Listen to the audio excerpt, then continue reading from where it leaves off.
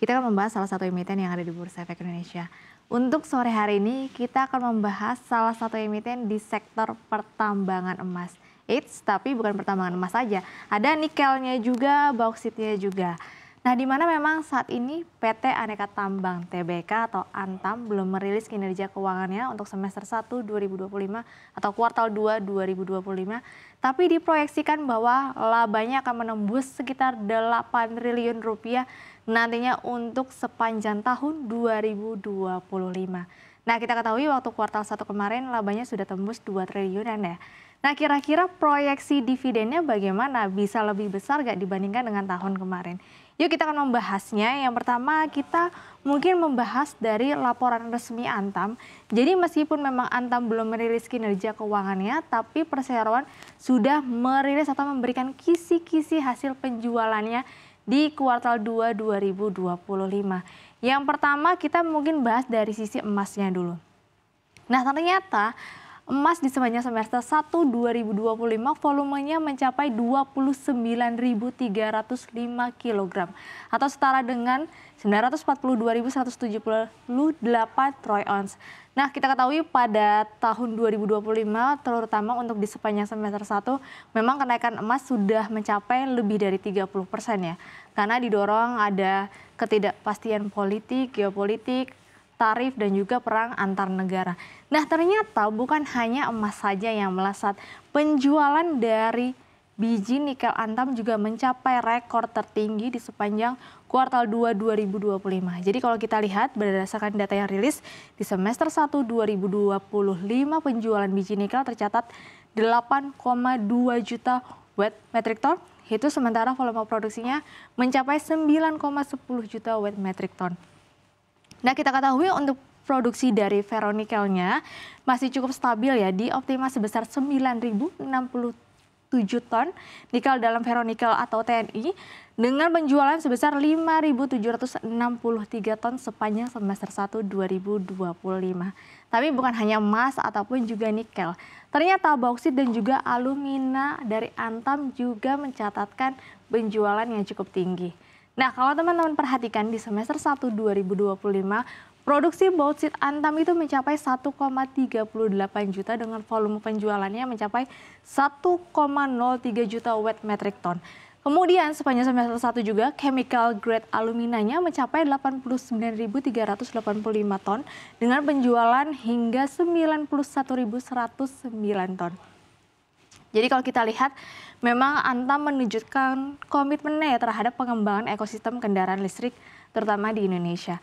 Nah, kalau kita lihat perusahaan bersama Indonesia Battery Corporate atau IBC, Contemporary Apperex Technology, yang dimana atau biasa disebut dengan CBL, secara resmi memulai pembangunan pabrik baterai kendaraan listrik terintegrasi pada kuartal 2 2025. Nah, hal ini yang tentu saja akhirnya mendorong permintaan dari nikel, bauksit, dan alumina juga meningkat.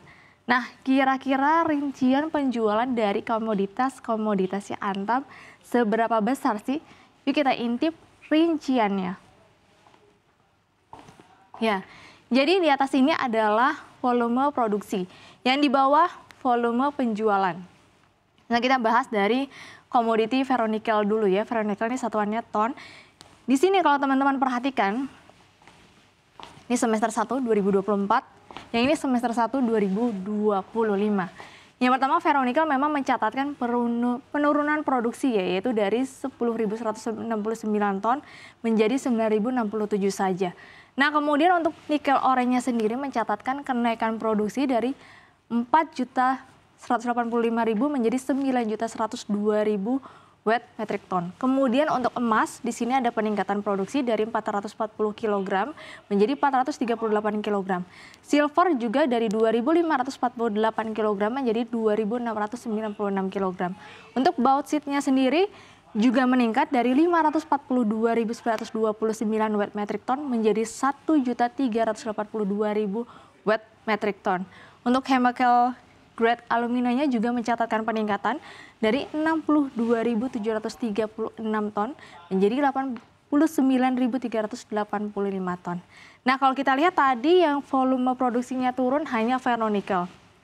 Jadi ternyata secara penjualan ferronickel juga mencatatkan penurunan. Jadi di sini untuk semester 1 2024, di sini semester 1 2025. Ferronickelnya di sini mencatatkan penjualan yaitu dari 6.863 ton menjadi 5.763 ton. Untuk nikel orenya mencatatkan kenaikan dari 3.358.000 menjadi 8.195.000 wet metric ton. Untuk emasnya juga naik dari 15.969 kg menjadi 29.305 kg. Silvernya juga dari 2.480 kg menjadi 2.962 kg. Boksitnya juga di sini kalau kita lihat di semester 1 2024 menarik, tidak ada penjualan, baru ada di semester 1 2025 di mana mencapai 1.025.000 wet metric ton. Dan untuk aluminanya sendiri juga mencatatkan kenaikan ya dari 88.441 ton menjadi 91.109 ton. Nah, lantas kira-kira bagaimana nih dengan proyeksi dividen dari Antam?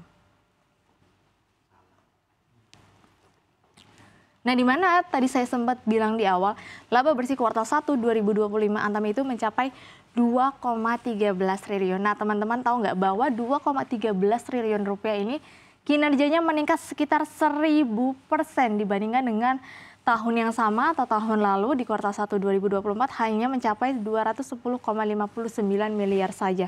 Nah, proyeksi CNBC Indonesia Research di mana laba yang disetahunkan atau sepanjang tahun 2025 nantinya akan mencapai 8,52 triliun. Ini sejalan dengan permintaan emas dan juga kendaraan listrik sehingga ada peningkatan nantinya penjualan terhadap nikel, alumina, bauksit dan juga emas.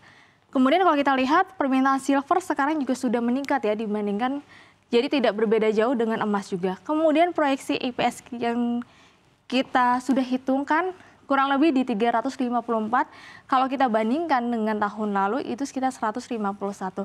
Berarti kurang lebih naik lebih dari 100%. Nah, untuk histori dari pembagian dividen atau dari DPR-nya, dividen payout ratio-nya, biasanya Antam itu membagikan kurang lebih 100% dan ini sudah terjadi selama 2 tahun terakhir.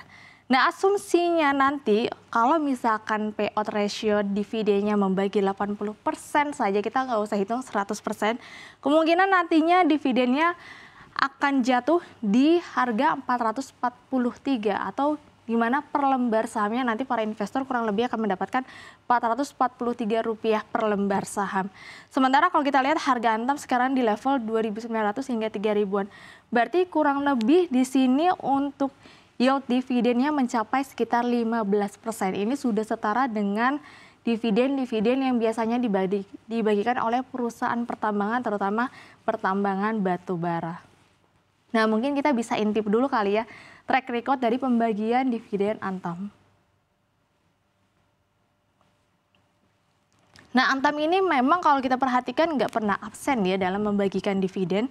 Di sini dia selalu rutin. Di sini ada datanya dari tahun 2009 hingga kemarin yang terbaru membagikan dividen pada Juni 2025. Jadi Antam ini memang nggak pernah absen dalam membagikan dividen. Rata-rata yield dividennya juga di atas 5%. Jadi cukup baik.